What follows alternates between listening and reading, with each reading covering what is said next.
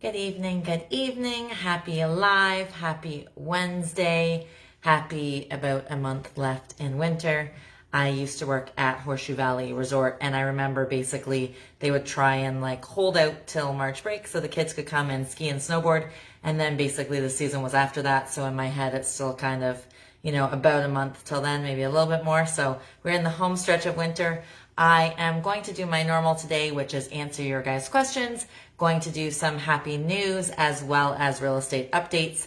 Thank you guys for popping on. And if you have any questions, hi Margie, how are you?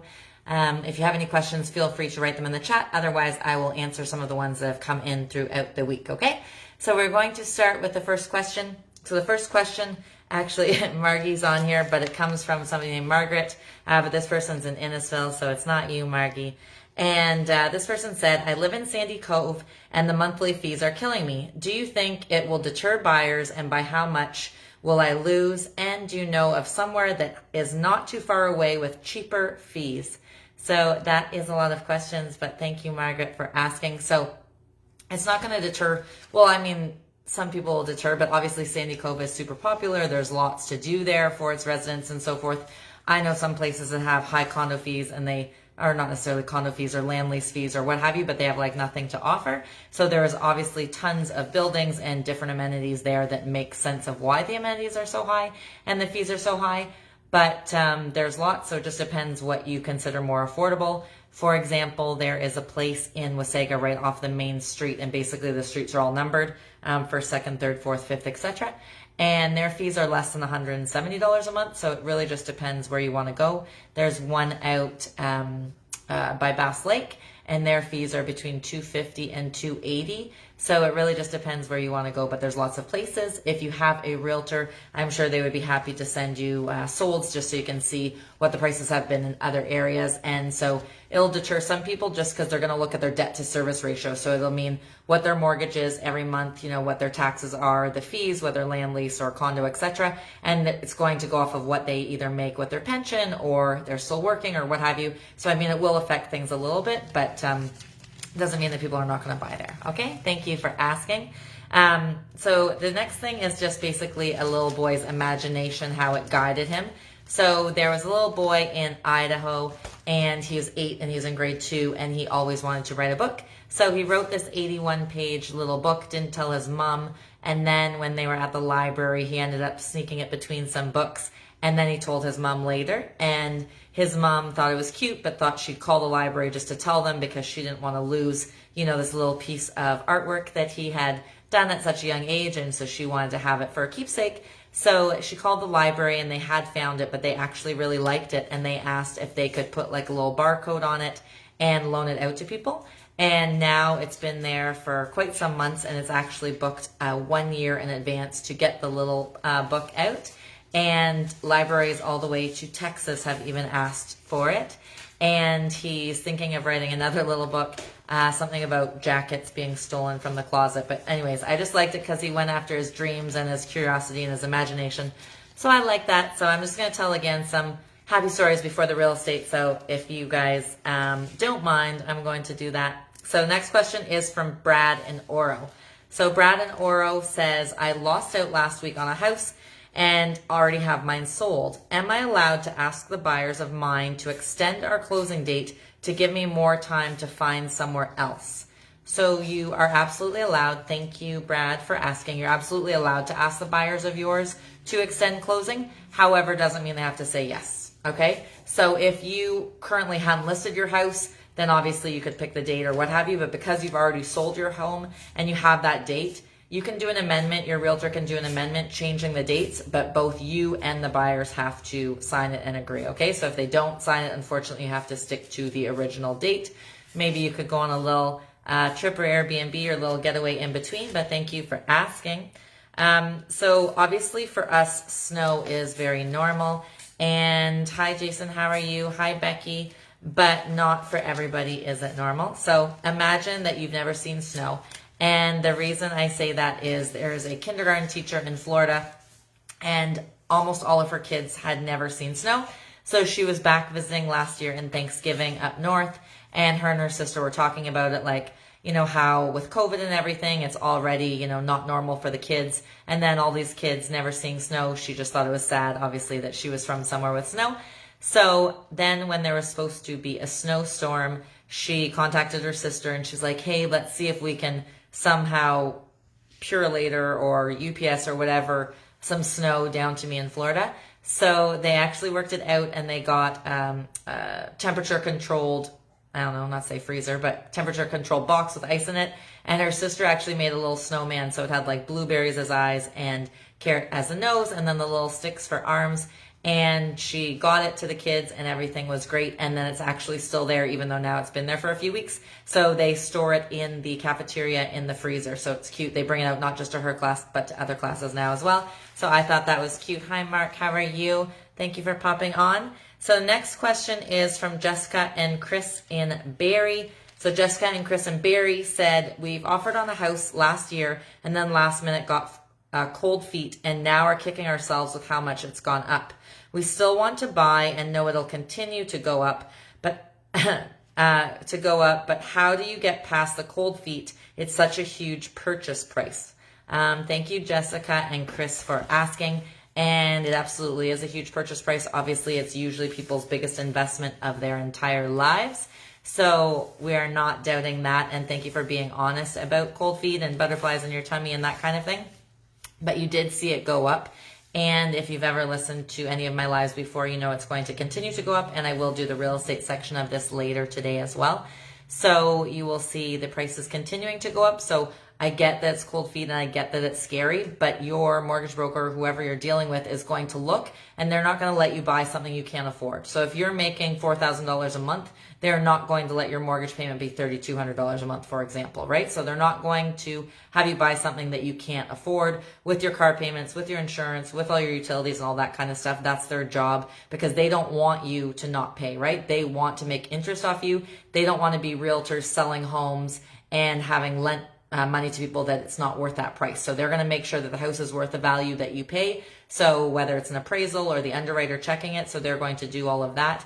And they're going to make sure that your finances make sense from month to month to afford that home. Okay, so I know it's a big step and a big deal, but it will go up in value. So instead of, say, renting for another 4 years or however long you were thinking about it, it's going to be that much harder to get in the market at that point. So if you can get your foot in the door, that would be greatly suggested from my standpoint. Thank you for asking. So there's one more thing before I get into real estate. So there's an 80-year-old man. Actually, that is the right one. It's the wrong thing I was looking at. An 80-year-old man in Regina, Saskatchewan. So they have a thing there called, I'm going to say the right name for it, Saskatchewan Screamer. And it basically means like a snowstorm that's super strong and, you know, lots of winds, 100 plus kilometers an hour winds. So there was this lady that worked at the university there, and the storm was supposed to come around 7. So at 3, she thought, well, it's fine for me to be at work, grab pizza for the kids and head home, which was only 25 kilometers. And turns out the storm came in early. So she was driving, but eventually couldn't see and just stopped with her hazards or four-ways on. And she ended up having a little bit of a panic attack and calling the police. So the police said, you know, stay tight and an officer will call you. And 14 hours later, she still did not have a call from police. So she ended up, you know how you can pin your location or whatever on WhatsApp. I know you can, I don't know where else you can. But so she took a screenshot of her pin location. She posted on Facebook and somebody ended up knowing where she was and knowing the person that owned the farm right by her. So it turns out that man was 80 and he came down even with all the crazy winds and everything with a lantern and came out to her car and directed her back to his place. And then because she had posted that on Facebook, a couple of other people had posted about friends or whatever that they knew that were stranded. So the 80-year-old man, against his 70-year-old wife's advice, went out and got 7 more people and brought them back, and they all ended up staying overnight and feeding them and so forth. So I just thought it was super cute because obviously I like kindness. So I like that. So that is the end of my mumbo jumbo, and now I'm going to do real estate for those of you that just want the real estate. I apologize for the rest, but don't worry about it. We'll get to the real estate. So as many of you know, there's, you know, low interest rates and there's no inventory, etc. And depending on how many lives you've watched of mine in the past, there is something called I'm going to just look at it so I don't say it out of order. The Ontario Housing, even though I'm not looking at it right now, Ontario Housing Affordability Task Force. There, I looked for the end, task force. So they just released their report, and basically they did it because they're saying that past government policies and rules and, you know, changing, we're going to tax this, we're going to do this, have not worked. So that is what just came out. But for example, I'm going to do local prices later, but January in Simcoe County, the average in 2021 was $738, and the average in 2022 was $982.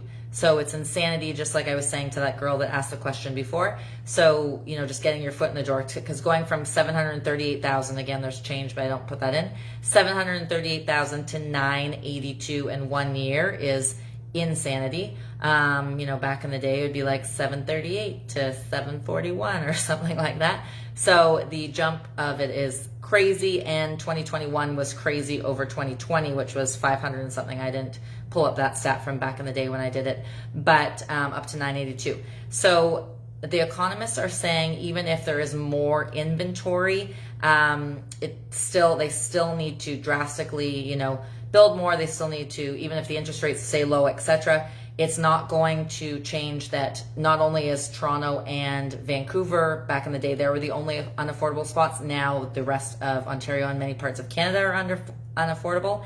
So they said the main thing that they would like to do in this whole task force thing is to put higher building height. So I'm currently on the 11th floor of a building. So let's just say in this one area, they're like, hey, nothing higher than 11 stories. They want to let them say, hey, let us do 40 stories. And they also want them to make it easier to get second suites. They also want to have less red tape in new builds. So instead of taking, for example, downtown Barrie, there used to be a thing that said imagine the views, and I feel like it was there for like a decade, and basically they want to cut that so it doesn't take so much time to basically get the shovel in the ground.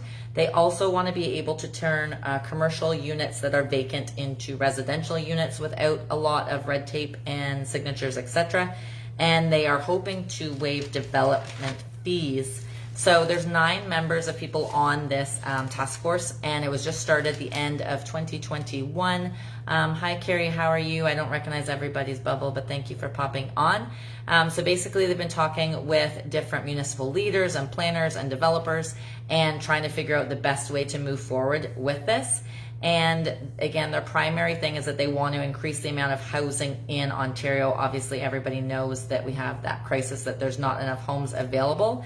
They also want to end any rules that either completely block new housing or delay the process. And like I said, they want to cut out the red tape. So that's basically for any approval process. And they want to help provide support to any municipalities that are trying to get more people. So let's just say they have 20,000 people and they're like, hey, we want to build for 5,000 more people. They want to help them out and give that municipality extra moolah to make it make sense. So in the next 10 years, this task force wants to have 1.5 million new homes built, which sounds amazing, 1.5 new million homes. However, just saying from my aspect and knowing that over 400,000 new immigrants come to Canada every year, so that's over 4 million people in 10 years. So you're going to build 1.5, but you're going to have over 4 million people. So even if those 4 million people are 2 adults and 2 kids, right? It just doesn't make sense. So you're not building enough, right? 1.5 million homes. And again, let's just say that's 2 million adults and 2 million kids. So you're already not enough for the immigrants. Plus we already don't have enough as it is. So I just feel like you're at square one. So that's already a super lofty goal to have 1.5 new builds, but it already doesn't help our current situation. So they need to up that number to make it make sense.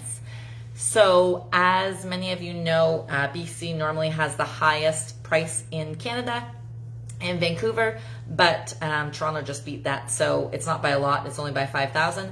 But in Toronto now, the average sales price was just over 1.26. And in BC, in Vancouver, the average sales price is 1.255. So now Ontario is the most expensive place to live in Canada. So we are now beating BC on that. Some people might go, yay, we're winning. And other people will be like, oh no, it's so expensive here. So it depends what way you look at it. Okay, So with that task force plan thing I was talking about, a lot of people, are like excited about the 1.5 and they don't see the 4 million that I mentioned, but they also see other holes in it. So if you've ever seen, say for example, not a billboard, but like the sign, and it's saying it's changing, it was a single family home and now they're going to build an 8-plex or something, but you often see a sign and they'll say, come to town meeting Thursday, blah, blah, blah date at blah, blah, blah time, basically to say, I think this is a bad idea, or this is a great idea, or this isn't fair, or it's going to seem like a highway or a zoo next to me, or what have you. They're basically either going to cut down that time. So instead of having, 8 months or whatever that you can write in letters and go to all these appeals and that kind of thing, they're either going to shorten the time or they're just going to remove them completely. So people are upset about that because they're like, what happens if suddenly they tear down the 5 homes next to me and build this apartment building and I didn't even have a chance to go complain about it? So a lot of people are not happy about that. And also there are different ones about neighborhood character. So let's just say a historic home or building or church or what have you in Toronto. They're saying that they can, chop that of, oh, we have to keep this or we have to do that. So people are not very happy about that either. So again, some people are happy about the 1.5 new projected builds in the next 10 years, and other people are seeing the holes in the scenario. And also, people are still upset about Doug Ford's controversial MZO, or Minister Zoning Orders. And that was another thing where he basically cut out people being able to say, hey, I don't think this is right, or hey, I don't think you should tear that down, or what have you. Not say a museum, but like something historic in Toronto. So they've basically crossed off all people or public input, and unfortunately that's what they're doing, and that's kind of what this policy is also putting into place as well. So in Simcoe County, in January, like I said, it was up 33% over last year's January. But there's somebody that is beating us, which is Kingston. So Kingston was up 44.3. So Barrie's still crazy high, 33% over last year. Like I said, jumping from the 7s into the 9s, which is insanity. But not as much as Kingston's 44.3% jump that they had from January of 2021 to January of 2022.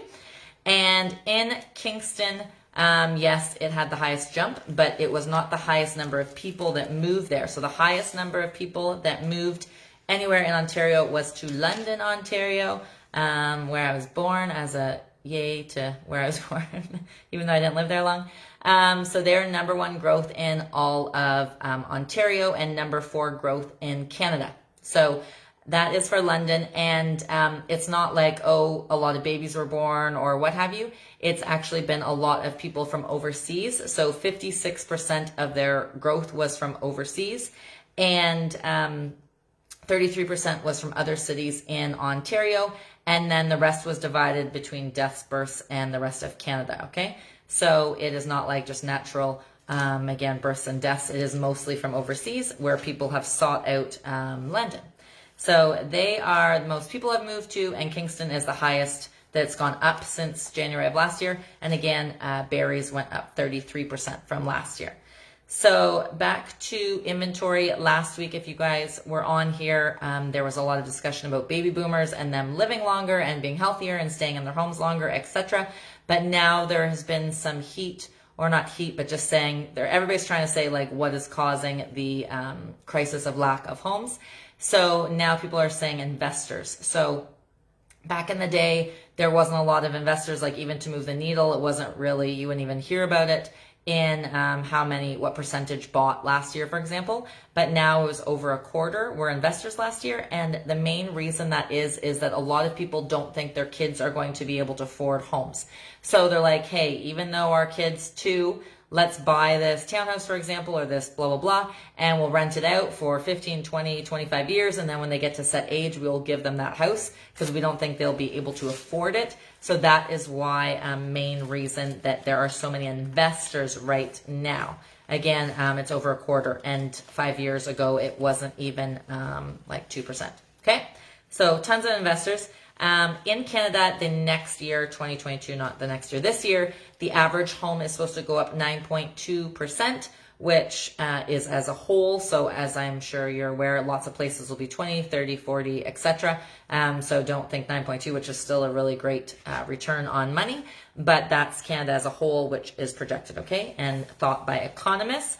So besides London and Kingston, one again being up because of people moving there and the other one being up the average sales price, what else is up is what people, or where people I should say, are moving to, which is resort towns. So what I mean by that is somewhere where there's a beach or there's skiing or there's golfing or what have you, and the actual average population is 10,000 to 100,000. So they're not moving to 1 million plus cities or what have you. They're moving to smaller little towns, and obviously that has a different vibe, etc. So the top 4 that they have been moving to are Wasaga, Collingwood, Tillsonburg, and Collingwood. Did I say Collingwood? No, I didn't. Woodstock. I said Collingwood twice. Woodstock. So Wasaga Beach, their population went up over 20% last year. Woodstock's went up over 13% last year. Tillsonburg's went up over 17%, and Collingwood's went up over 13%. So that's not their average sales price went up. That is their population that went up, okay? And even though people I've mentioned in past are leaving Ontario just because they can't afford it, etc., and we have crazy high prices, we still have the highest population growth out of all of the G7 countries. So I'm saying Canada as a whole, but as well Ontario. So we have 1.8 million new people that have come to Ontario since 2016, which is a lot of people. And another first for Simcoe County is our average sales price. So when we take all of Simcoe County, we take out Barrie, the average sales price is now over $1 million, which has never happened. So it's now $1,021,978 to be exact. So over $1 million, the average sales price in January in 2022, which is extreme insanity, if you ask me. And I feel like a grandpa when when grandpas say, like, when I was 10, you could go to the movie theater for 15 cents and get a pop and a drink and some whatever chocolate, and you still get change. I feel like that's me saying, back in the day prices I remember, but to have the average sales price over $1 million is still insanity. So call me a grandpa, call me whatever you want. It's still crazy to me. So in January of this year versus January of last year, there were only 2 different in the number of homes listed. So there was 559 homes listed this year and 557 listed last year. So super close. And again, last year, the average sales price was only $738. Okay. And now we're in the 9s. So it's crazy. And then if we break it down into style of homes, as in detached or detached or town or condos in Simcoe County. So detached homes were up 35%. So their now average is $1,078,000 and change. I don't need the change part. The townhomes were up 35.7%, and now a townhome will cost you over $775,000, which is insane to think. $750,000 for a townhome in Barrie. At least I think it's insane. And then condos are up 32.5%, and now their average is $627,000 and change. Okay. And that is all of Simcoe County. So if we look at just Barrie, the average detached home is up 34.8%, which is $1,069,000. And for example, we sold a home on Leacock the other day for $1.238. So on Leacock, for obviously those that know Barrie, to think of 1.238 on Leacock is insane. Didn't have a new kitchen, didn't have it's all renovated new. It didn't. It was 1.238, so crazy. Townhomes in Barrie were up 43.3%. They now average $775,000 and change, so it's very close to Simcoe County's average. And condos are also up 29%, and they average $593,000 and change. Okay. Hi, Eric. How are you? Okay. So I'm not going to do every single municipality as a whole because that'll bore you guys, but I'm just going to give you all their averages, but I'm not going to break out townhomes, condos, etc. Okay, so Agila, their new average sales price in January was $1,042,000. Bradford's was 1.21. Clearview's is $842,000. Collingwood's is 1.121. And ESSA's average sales price in January was $994. Innisfil's was $1.205. All these prices are crazy to me.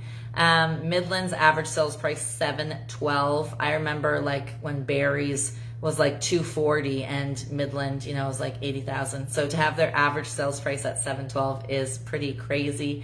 New Tecumseth is 1.149, tongue twister. Aurelia's average is now 781, and Oro's average 1.151 in January. Penetanguishene also blows my mind.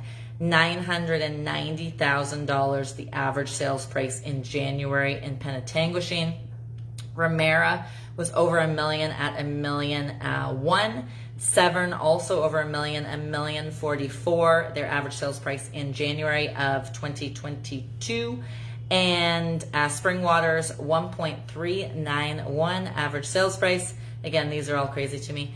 And Tay Township 1.116 was their average sales price. Tiny was $848, and Wasaga Beach $848. Again, all crazy. So the only one in the sevens was Aurelia and Midland, which was still crazy, and then a few eights, a lot of millions. So those are average sales prices in Simcoe in the last 7 days. There has been 171 new listings, and of those 171 new listings, 29 already conditionally sold, and 166 of them sold firm. So obviously if we add that 29 and 166, it is 195. So 195 homes are off the market, but only 171 went on the market. So obviously we're going into past week's inventory. Like anybody knows when you watch my lives from before, that's the lack of inventory, and that's why it is a seller's market, okay? And 61 people got keys. That just means they moved in. So the next question is from Jill in Stroud. So Jill in Stroud says, I know this market is crazy and it's super competitive. Do you have any pointers to get someone's offer accepted over another person's? Thank you, Jill, for asking. So yeah, obviously besides your offer being clean, so let's just say your Schedule A, which is where you put all your conditions. So let's just say your offer is $10 and the other person's offer is $10. They have no finance, no inspection, no sale of a house. You have all of the above. They have 100,000 down. You have 2,000 down. Which one as a seller are you going to pick? You're obviously going to pick this one, right? So if you can make it as clean as possible and the most amount of money as possible that you're comfortable with. So if, for example, you take out all your conditions, they have no conditions, but these people end up doing $11 and you say $10. And you say, darn, I would have paid $11, why didn't I put that down? Then obviously you didn't put the highest you were comfortable with. So whatever the highest is you're comfortable with. If it is $10 and it goes for $11, for example, you say, good, they can have it, that's insane, I wouldn't pay that, I'll keep looking for another home, etc. Then you know what you did was right for your family or yourself and you're comfortable with it. So that is my suggestion. Also, now this doesn't help every single time. So let's just say, again, I'm using that $10 example just because. So let's just say this person pays $25 for something and you offer 10, and you have a picture of your family and you're expecting Belly and your dog and you guys like holding boxes and you write a cute letter how you love the house and you love the neighborhood, and this person does not. Unfortunately, most people are going to pick this one just because of the money, right? So, I mean, if it's close in price and you're both $10, you're both $25 or whatever, then a letter and a picture will often win over the hearts of the seller. But if there is a very big price difference, it probably won't do anything. So I apologize for that. Also, I know it sounds silly, but just being kind. So sometimes when a buyer's at the property, the seller could be there or be coming home at the same time. Maybe you're early for your appointment and you see the seller, or maybe you're late and you see the seller. I've seen buyers be rude, and then the seller finds out, oh, that was the person that was rude to me that night, and they purposely don't want to pick their offer, or if it's really close and like they pick another offer. So just be nice to people. Is that my thing? Okay, so next thing is free park passes. So obviously with COVID and so forth, not everybody can go to the gym unless you are fully vaccinated, and sometimes the gyms are not even open. The malls have all been open, and I don't know if you've ever seen, but they do like aerobics classes at the mall because they say how shopping essential, but going to the gym is not. But even once they are open, like I said, not everybody can go to them. But there is this new thing to Canada. It actually came in 2020, but I had never heard of it till now, called PARX. And basically, you can contact, there's over 1,000 nurses and doctors that are part of it. And instead of them giving you a prescription to get whatever kind of medication, I don't know what names of medication for depression or anxiety or what have you are, but you can get a pass for national parks in Canada. So it lets you into 80 different parks. So it started in the States because obviously getting outside and so forth is good for your mental health. I can't even speak. For your mental health. So that is something that I just thought was cool. One of the doctors that's a part of it, he said that he thinks it should be the fourth part of people's health. So obviously eating healthy, sleeping, and getting proper exercise. And he thinks nature should be the fourth part. So I just thought it's nice, instead of them always like, hey, take this pill or what have you and numb this out, that they're saying, hey, here's a free pass for the year to go to these 80 national parks. So normally it costs around $75, and they're allowed to prescribe it for free. So I thought that was cool. The next question comes from, not on the right page, Brock and Angus. So Brock and Angus said, I work at baseboard, and I work at base and will be listing this year. I know the military offers lower commission to buyer's agents. Do you think this will hurt me in my sale, and should I top it up? Thank you, Brock, for asking. You are right that it does give lower commission. So sometimes the public, it can see it because depending on how their realtor set the search up, and sometimes they can't. The problem with it is that you're right that not all realtors want to show it if they're going to make less money. However, that is against our code of ethics, and legally we're not allowed to not show it if we're making less money. However, people do it all the time. There's been like W5 and 2020 and things like undercover catching agents not wanting to show properties because they're making less money. So if you want to top it up, you can, to make it so the other side is getting 2.5. But again, they're not supposed to not show it because of that. And as you know, the lack of inventory, it's pretty impossible for, the buyer to see it and the agent to say, oh, I can't get through it. And meanwhile, they see like other 80 cars going through there. So it's common out there, right? Like I'd say in posting season that at least 70% of them are going to have less commission. So you're not going to be the only person. So I wouldn't be that concerned about it, but you can ask your realtor what they think, but I wouldn't be that concerned about it. Thank you for asking.